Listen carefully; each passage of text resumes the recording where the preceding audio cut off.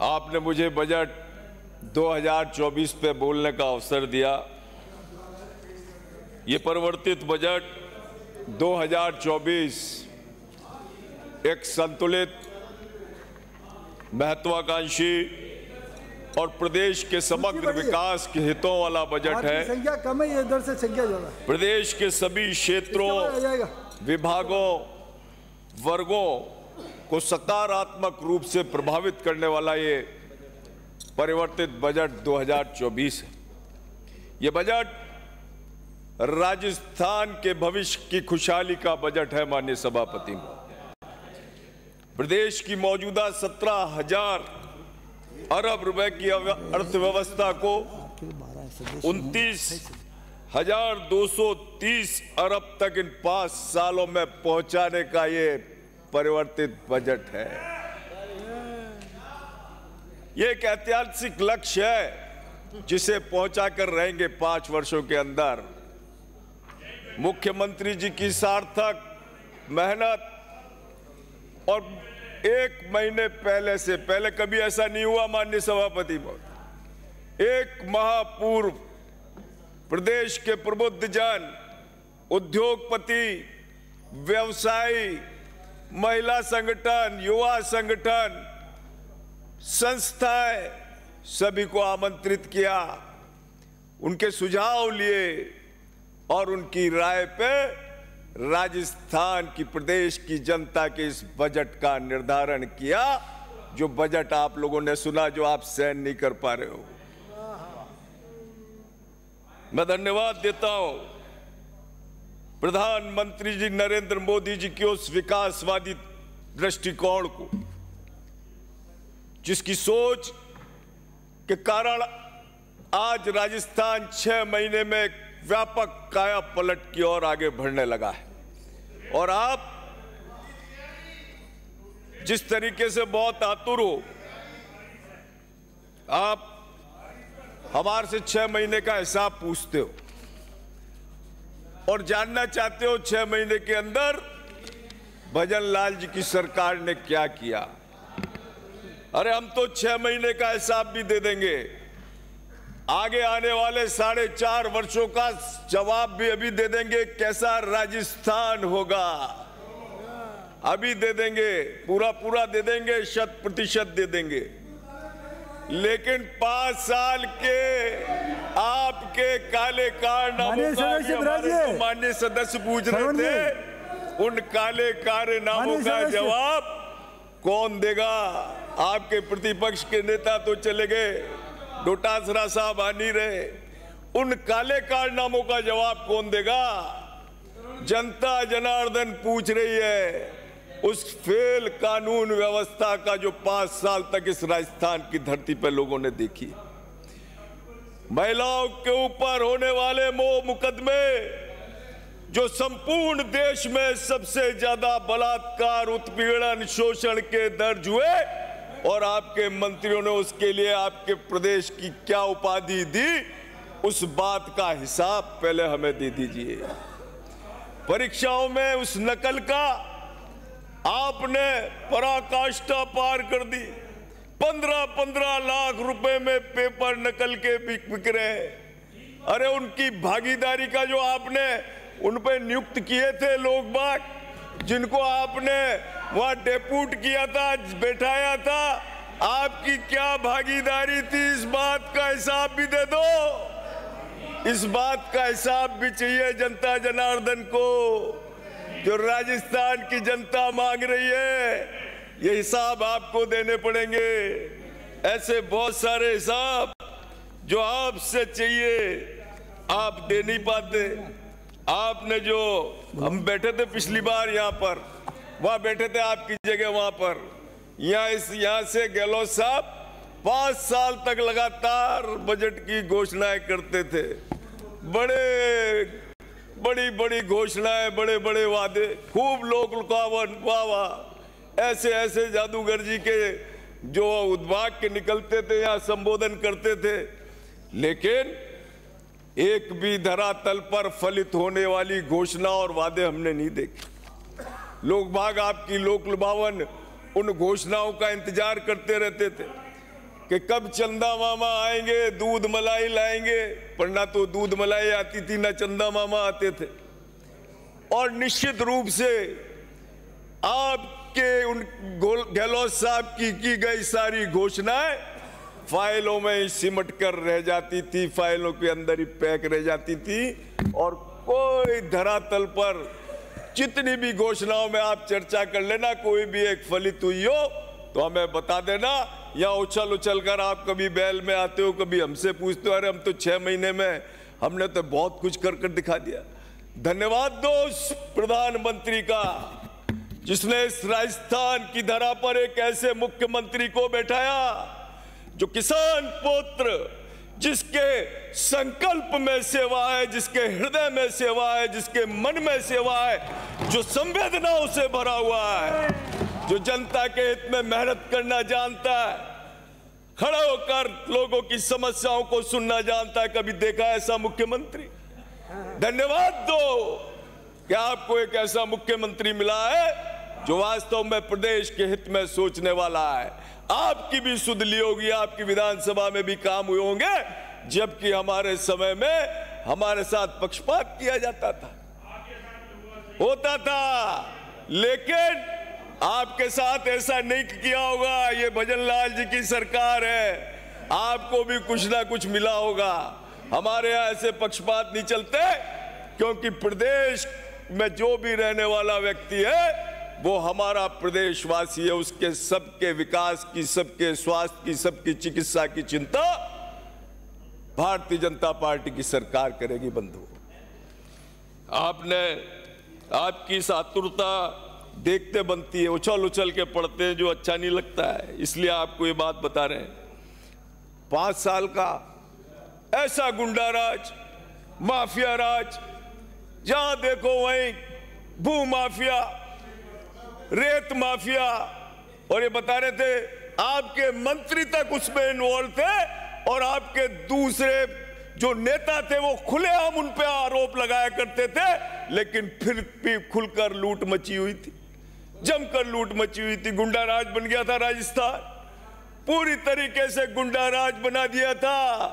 Gangster यहां पनपने लगे थे, तलवारों खुली लेकर हाथ में, चाहे किसी की भी गर्दन काटते थे। पूरे राजस्थान की जनता दहशत ज़दा कर दी थी आपने। उत्तर प्रदेश से योगी जी भगाते थे, आप उनको यहाँ पहनाकर उनकी आओ भगत करते थे, यहाँ बैठाकर उनकी मेहमानवाजी करते थे, अतिथि बनाते थे उनको। यूपी से गुंडे, उत्तर प्रदेश से गुंडे राजस्थान में आपके मेहमान बनकर आते थे। आपने इस राजस्थान को मादक द्रव्यों की राजधानी बना दिया था 5 साल में। जितने मादक द्रव्य के केस इस राजस्थान की धरती में युवाओं के ऊपर मादक पदार्थों का सेवन करने का जो प्रयास एक कुत्सित भावना के साथ किया गया, पाकिस्तान से जो है लगातार जो खेप आती थी, खेप तस्करी की खेप आती थी, मादक द्रव्यों की खेप आती थी, कोई रोकने वाला नहीं था। लेकिन आप सोचो इस 6 महीने के अंदर एंटी गैंगस्टर फोर्स लगाकर उन गुंडों को नेस्तनाबूद करने वाली सरकार, भजनलाल सरकार, पूरी तरीके से आज गुंडागिर्दी बंद हो गई राजस्थान में। जो गुंडे सीना तान कर चलते थे, तलवारें फहराते थे, गैंगस्टर गैंग चलाया करते थे, वो गैंगे कहां गायब हो गई आज? ये आपको विचार करना होगा। ये 6 महीने का हमारा काम है, और यही नहीं, उसके लिए पुलिस की भी भर्ती कर रहे हैं। 550 पदों पर भर्ती के साथ माननीय सदस्य 5,500 पुलिस वालों की भर्ती कर रहे हैं। शरण जी, जयपुर कमिश्नरेट में सिक्योरिटी पुलिस फोर्स का गठन कर रहे हैं। ये दृढ़ इच्छा शक्ति है। वो माफिया राज भी खत्म हो गया। श्रवण जी, आपके यहाँ भी कोई माफिया हो तो बता देना, उसको भी खत्म कर देंगे। ये हमारी, जिस तरीके से आपके जितने भी एंटी गैंगस्टर हो, कोई भी नाम हो, आपको डरा रहा हो, धमका रहा हो, मैं बताना, ये भारतीय जनता पार्टी की सरकार है, सबको नेस्तनाबूद कर देंगे। आप निश्चिंत रहो। आपने तो भ्रष्टाचार की पराकाष्ठा को ऐसा पार किया। ओहो, बता रहे थे अभी माननीय सदस्य हमारे कि अलमारियों में नोट मिल रहे हैं, गजब हो रहा है, खुलकर सोना मिल रहा है, नोट मिल रहे हैं, सब जम के भ्रष्टाचार आने दो। यहां तक कि पाकिस्तान के माफिया तस्करी नहीं, आपके पुलिस कर्मी भी सिंडिकेट बनाकर इन सारे मादक द्रव्यों की तस्करी में लिप्त थे। ऐसे बहुत सारे उदाहरण आपको तथ्यों के समेत हम दे देंगे। और आपकी सरपरस्तगी में वो शामिल होते थे। और इसके अलावा आपकी जो संस्कृति थी, रेवड़ी बांटने वाली संस्कृति, आपने क्या हाल कर दिया राजस्थान का। मुफ्त में मोबाइल भी ले जाओ, और मोबाइल भी आप सबको नहीं दे पाए। बेचारी महिलाएं, उनमें भी छांट के ये इस विधायक के 500 महिला कार्यकर्ता, भैया इसको दे देना, इसको 300 दे देना। अरे काय के आपके फ्री की रेवड़ियों में आपने पैसे ऐसे बर्बाद किए। आपने राजस्थान को सर्वाधिक घाटे लेकर सर्वाधिक कर्ज वाला प्रदेश बनाया, आपने बनाया। 2018 में जब आपने सरकार बनाई थी, तब राजकोषीय घाटा 25,342 करोड़ था। 5 साल में बढ़ाकर आपने इसे 58,212 करोड़ रुपए कर दिया, जबकि नियमानुसार 3% से ज्यादा इसका नहीं हो सकता, अधिक नहीं हो सकता। फ्री की योजनाओं में आपने ऐसे कर्जे में इस राजस्थान को डुबो दिया कि 25,000 करोड़ रुपए का सालाना ब्याज आज भी हमें भरना पड़ रहा है, राजस्थान की जनता को भरना पड़ रहा है। आपने फ्री की जो योजनाएं लगाई, 2018 में प्रदेश पर 2,81,000 करोड़ का कर्जा था। 5 साल में 5,37,000 करोड़ का कर्ज आप लोगों ने कर दिया। ये सब आपकी नादानी भरी योजनाओं से हुआ, कुप्रबंधन से हुआ। आपने इस कर्ज के दलदल में इस राजस्थान को डुबो दिया। आपने प्रदेश को दिवाला कर दिया। नंबर 1 कर्जदार घाटे वाला प्रदेश आप लेकर आए। और वो हिसाब दे रहे थे, हिसाब ये है, फाइनेंस से पढ़कर आने के बाद वो बता रहे, अरे साफ साफ मालूम है, अरे आपने कहा कि तो 1 रुपया कम किया, हमारा तो नहीं, पेट्रोल पे डीजल पे बस 1 रुपया कम हुआ।